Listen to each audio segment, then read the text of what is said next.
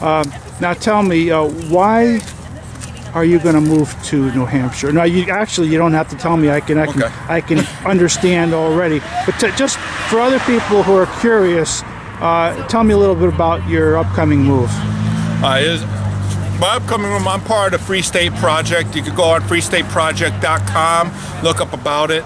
But the reason is obviously my own living, my own standard of living will increase greatly. Connecticut, everything here is much more expensive, and they give us nothing in return.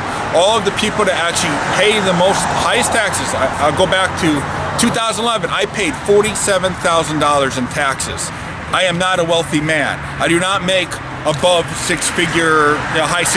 I think it was $130,000 I grossed. And I paid out $47,000 of that. So by moving to New Hampshire, I'll see a greater living because I'll be paying less for everything. I'll be paying $1.40 less a gallon for gasoline. I'll be paying probably about $150 less a week in groceries.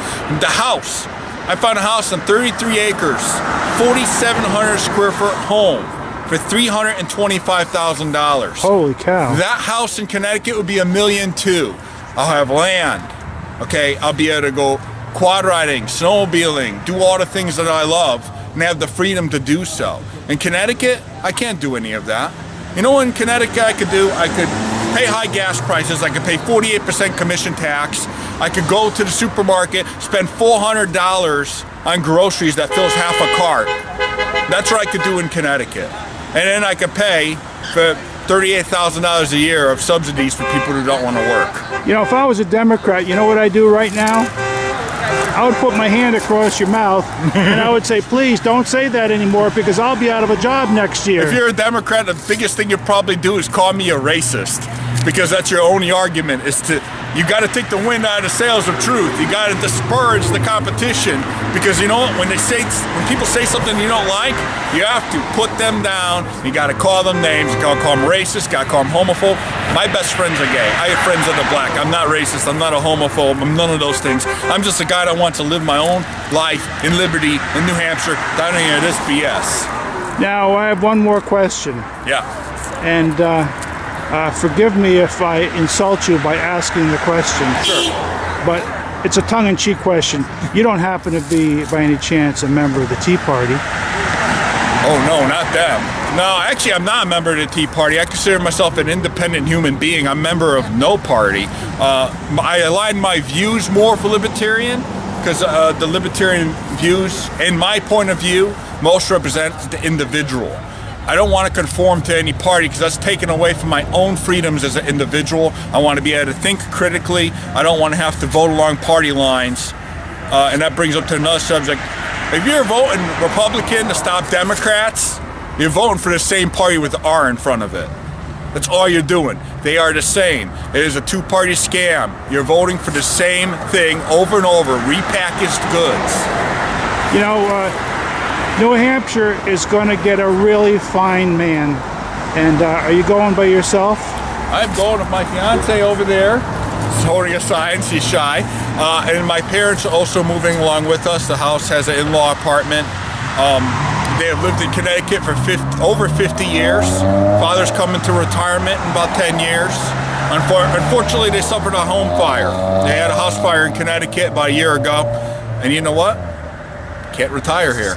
If you're going to retire, you can't stay in Connecticut. You can't afford it. Do the math. I wonder how many people that are watching this video, especially real estate agents, might want to move to New Hampshire and to be there when the flood starts big time. Well, I'll tell you, if you're a real estate agent, you want to move there now, because the first house I bid on, I bid at asking price and lost. There was bidding wars all over the place in New Hampshire, and right now the statistics show about 20,000 more people moving to New Hampshire per year. They're leaving other states and moving to New Hampshire. Do you think there's any hope for... Let's do this, another hypothetical question. If Connecticut were to flip the state legislature and get a good conservative governor in place and decided to repeal all the laws enacted in the last 20 years, including the state income tax, phase that out over a period of time, do you think it's a possibility that Connecticut might go into competition again and try to bring people back into Connecticut instead of scaring them out. Connecticut has to get rid of the income tax. Has to. Other than that, Connecticut, you don't have a prayer unless you become more business friendly. You have taxes on just about everything. You have service charges tax. You got inventory taxes. You have punitive taxes that stop businesses from growing.